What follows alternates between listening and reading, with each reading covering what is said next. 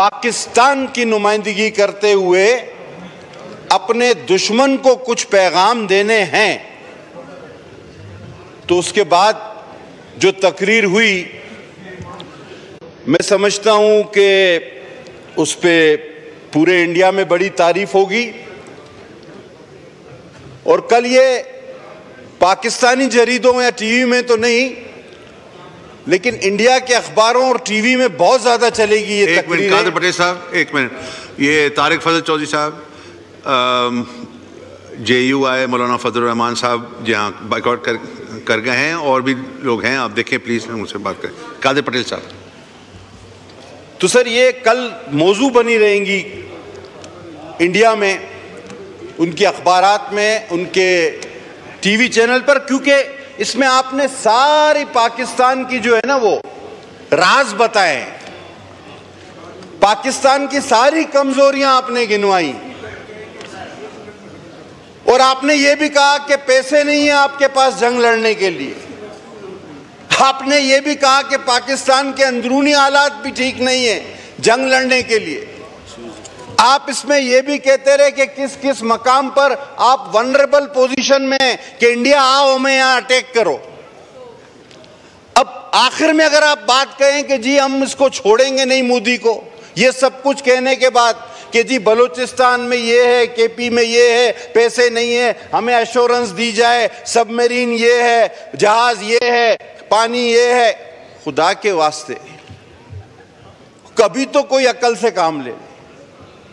आज आपके मुल्क की सलामती दांव पे है, जिम्मेदारी से काम, और जिम्मेदाराना रवैया होना चाहिए, हर निशिस्त का एक तकाजा है। और मैं समझता हूं कि फैसले करने वालों को यह सोचना चाहिए कि जो निशिस्त के काबिल हो उसको उस निशिस्त पे बिठाएं। जब आप छोटे लोगों को बड़ा ओहदा देंगे तो इसी तरह की हरकत और सकनात देखने को मिलेंगी आपको। मैं सर आऊं अपनी असल बात पे। आपने तो बड़ी मोदी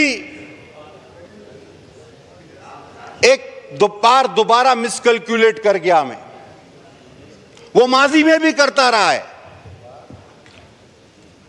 उसने मिसकैलकुलेट किया शायद इस तरह कि आज का 20 दिन पुराना पाकिस्तान या 25 दिन पुराना पाकिस्तान मसाइल का शिकार था अंदरूनी तौर पे, जिसमें सर फहरिस्त इंडस वाला मसला था। बलूचिस्तान और KP में तो प्रॉक्सी से हम लड़ रहे थे, लेकिन इंडस एक और इजाफा था। और कल जब सिक्योरिटी इदारों ने सबको मदऊ किया, सारी जमातों को दावत दी, और उन्होंने ब्रीफिंग में एक एक बात हमें बताई, तो हमने भी उनको कहा कि जनाब काउंसिल ऑफ कॉमन इंटरेस्ट के इस फैसले के बाद और इंडिया की इस बेहंगम जारहत के बाद 25 दिन पुराना पाकिस्तान और था, आज का पुराना पाकिस्तान नहीं, आज नया पाकिस्तान आपके सामने खड़ा है, जो कि चीख के कह रहा है कि हम जान दे देंगे, पाकिस्तान की सलामती पर आंच नहीं आने देंगे। हम सब इकट्ठे हैं, मोदी मिसकैलकुलेट ना करना। अगर आप समझते हो कि पाकिस्तान की फौज लाखों में है, मैं अल्फन कह सकता हूं कि इस 25 करोड़ आवाम का जज्बा जो हम देख रहे हैं, अगर हमारे बूढ़े, खवातीन, बच्चे भी निकाल दो, 5 करोड़ 10 करोड़ निकाल दो, तो फिर भी 15 से 20 करोड़ की ये फौज है। और दुनिया में किसी मुल्क के पास इतनी बड़ी फौज नहीं है जो जज्बा शहादत से सरशार हो। नहीं है किसी के पास इतनी बड़ी फौज। आज आपको ये बात करने की जरूरत है, इसको उठा लिया, इसको गिरफ्तार कर लिया, इसको मार रहे हैं, ये जुल्म हो रहा है, ये कोई बात करने की है? एक वाकया होता है, ये पहलगाम 45 मिनट दूर है वहां का पुलिस स्टेशन, और 10 मिनट बाद वाकये के एक एफआईआर कटती है जिसमें यह भी जिक्र हो जाता है कि जी सरहद पार से दहशतगर्द आकर इन लोगों को मार के चले गए। पता तो होना चाहिए ना आपको। ये तिब्बी इमदाद और एम्बुलेंस बाद में पहुंचती है, लेकिन लाशें वहां पड़ी रहती हैं, तड़पती रहती हैं, और एफआईआर 10 मिनट में कट जाती है कि जी ये दहशतगर्द आए थे सरहद पार से, हमारी जानिब इशारा होता है। अब जनाब पहले तो इसको मोदी रंग देता है कि जी ये सारे हिंदुओं को चुन चुन के मारा गया, लेकिन वो हमेशा की तरह नाकाम होता है। पता चलता है जब एक आदिल नामी मुसलमान भी उसमें शामिल था, वहां इसको मुंह की खानी पड़ती है। और जब पाकिस्तान को बदनाम करने के हर महाज पे उसको शिकस्त होने लगती है, क्योंकि कोई भी एविडेंस पूरी दुनिया में उसका कोई बाय नहीं कर रहा होता, तो आज हमें वो तारीख का दूसरा यजीद बनने की धमकी दे रहा है।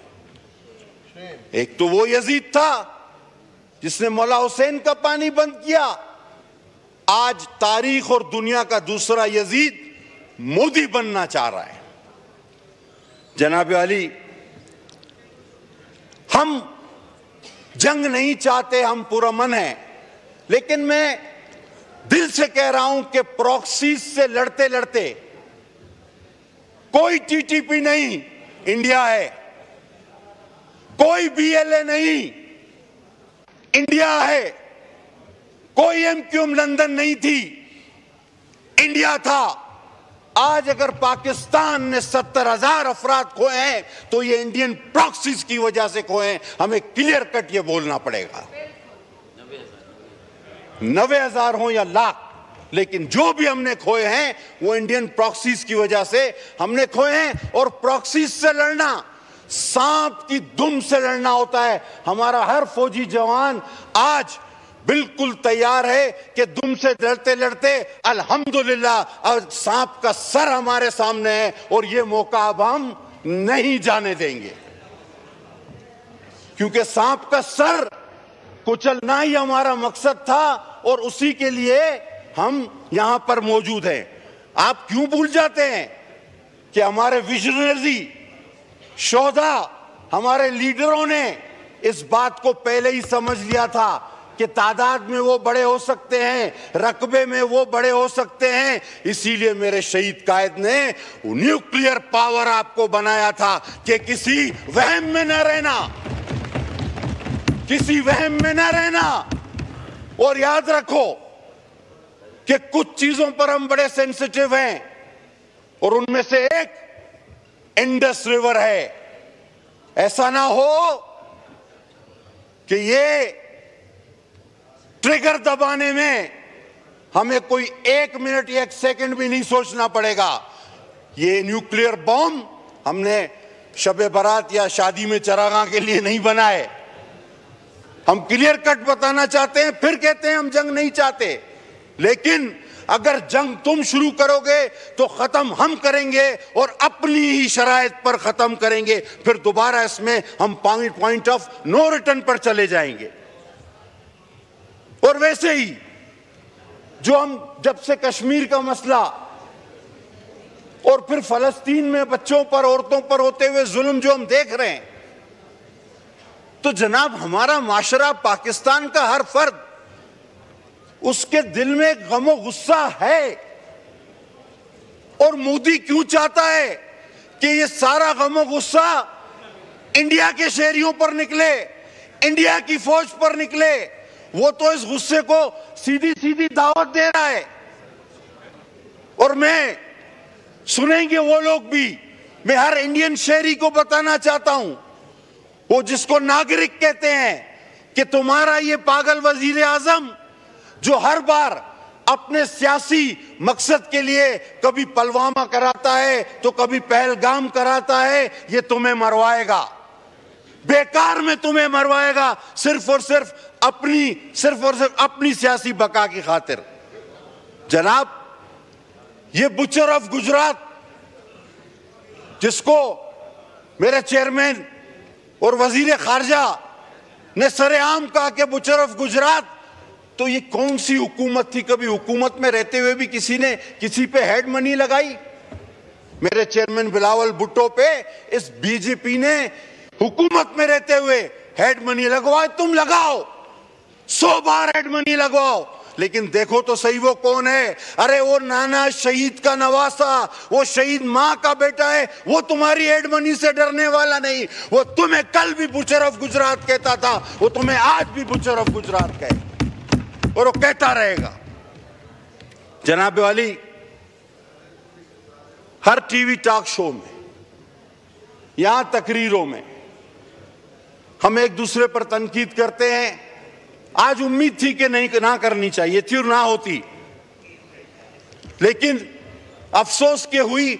इसके बावजूद हम कहते हैं, मैंने कल भी वहां कहा, मैं मीडिया से भी दस्तबस्ता अपील करता हूं कि आप जो भी टॉक शो करें उनमें आपस में सियासी जमातों को न लड़ाएं। इस वक्त हमें एक ही पैगाम देना है कि देखें, हमें अंडर एस्टिमेट न करो। हम तादाद में आपसे कम नहीं, हम तादाद में आपसे ज्यादा हैं। और ये बात मैं मोदी को कहना चाहता हूं, चलो तुम्हारी फौज 2-4 लोग ज्यादा होंगे, लेकिन जब हमारी फौज लड़ने जाती है तो कहती है नाराए तकबीर, तो अल्लाहु अकबर ये कहां से लाओगे? जब हमारी फौज लड़ने जाती है तो वो कहती है कि नाराए रिसालत या रसूलुल्लाह, ये तुम कहां से लाओगे? और फिर वो नारा मौला का जो नारा फतेह का है, नाराए हैदरी या अली, ये तुम कहां से लाओगे? अरे हम तो जीते ही शहादत के लिए मेरे भाई, हम तो जीते ही शहादत के लिए हैं, हम तो लड़ते ही शहादत के लिए हैं। हमारे पास तो कॉन्सेप्ट है और हमारा ईमान है कि अगला जहां शहीदों का जहां है। तो ये जज्बा तुम कहां से लाओगे? ये जज्बा तुम कहां से लाओगे? तुम 2 लोग तादाद में ज्यादा हो सकते हो, इसको अंडर एस्टिमेट ना करो। हम आज पाकिस्तान पीपल्स पार्टी, जिसका दिया हुआ न्यूक्लियर बम, एटम बम आपके पास है, हम पाकिस्तान पीपल्स पार्टी जिसकी शहीद मां की दी हुई मिसाइल टेक्नोलॉजी आज पाकिस्तान पीपल्स पार्टी के पास है।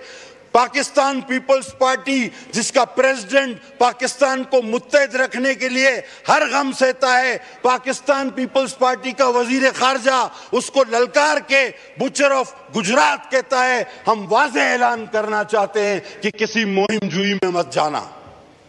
आज पाकिस्तान का इक्तिदार उन लोगों के हाथ में नहीं जिन्होंने यहां खड़े होकर कहा था कि मैं क्या करूं, क्या आप लोग चाहते हैं मैं इंडिया से जंग कर दूं? मैं तो नहीं कर सकता। इसी आह्वान में पाकिस्तान का इक्तिदार आज उन लोगों के पास भी नहीं जो कश्मीर गंवा बैठे और बोला एक टांग पे खड़े हो जाओ, 1 घंटा मिल जाएगा वापस। ये कभी 1 घंटा एक टांग पे खड़े होने से भी कश्मीर वापस हुआ है? आधा घंटा जुमे के दिन। अभी बड़ी बातें बोला ये होता तो ये होता। वो भाई गया किसके दौर में? हमें जुमे के दिन एक टांग पे खड़ा किसने किया? और ज्यादा से ज्यादा क्या किया? इस रोड का नाम चेंज कर दो, श्रीनगर हाईवे हो गया भाई, काम हो गया। और यहां रोड का नाम चेंज कर दो, श्रीनगर हाईवे हो गया भाई, काम हो गया। और यहां आके बोला कि आप क्या चाहते हैं मैं जंग लड़ दूं? कर दूं? मैं तो नहीं कर सकता। और उन्होंने अभी वो क्या था मुशर्रफ का नाम नंदन, वो मांगा ही नहीं था, सियासी पार्टियों से मशवरा ही नहीं किया, उन्होंने डिमांड ही नहीं की थी। रात को पकड़ा गया, सुबह 11 बजे आके बोला मैं छोड़ रहा हूं, मैं छोड़ रहा हूं, मैं छोड़ रहा हूं। अरे थोड़ा दम तो पकड़ो, थोड़ी दब पकड़ो, जिसको हम अपनी जबान में कहते जल दब हिंदी में बोलते।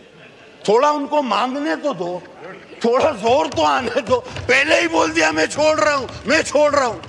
अरे खुदा के बंदो, आरजू है हमारे मैनिफेस्टो में, शहादत हमारी आरजू है। और मैं ये भी आपसे नहीं कहूंगा कि मेरी लाइव तकरीर चलाई जाए, मुझे कट नहीं सर, मैं पाकिस्तान के लिए बात करता हूं। पाकिस्तान की बात कर रहा हूं, मुझे किसी को सुनाने की जरूरत नहीं, मुझे अपने जमीर को मुतमईन करने की जरूरत है। मुझे अपने जमीर को मुतमईन करने की जरूरत है। और इंडिया में आज एक सोच है पढ़े लिखे लोगों में, जो राहत इंदुही के शेर से साबित होती है कि सरहदों पे बहुत तनाव है क्या, जरा देखो चुनाव है क्या। ये मोदी की सियासत है कि सरहदों पे तनाव पैदा करो और चुनाव जीतो। लेकिन अगर वो राहत इंदुही का शेर है तो हमारे पास भी एक सोच है, एक सोच है। कब अश्क बहाने से कटी है शबे हिजरा, कब अश्क बहाने से कटी है शबे हिजरा, कब कोई बला सिर्फ दुआओं से टली है। हम राह रवा, हम राह रवा दश्तो बला रोज़े असल से, हम राह रवा दश्तो बला रोज़े असल से, और सालार काफिला हुसैन इब्ने अली है। नारे तकबीर, नारे रिसालत, नारे हैदरी, नारे भुट्टो। बहुत शुक्रिया सर।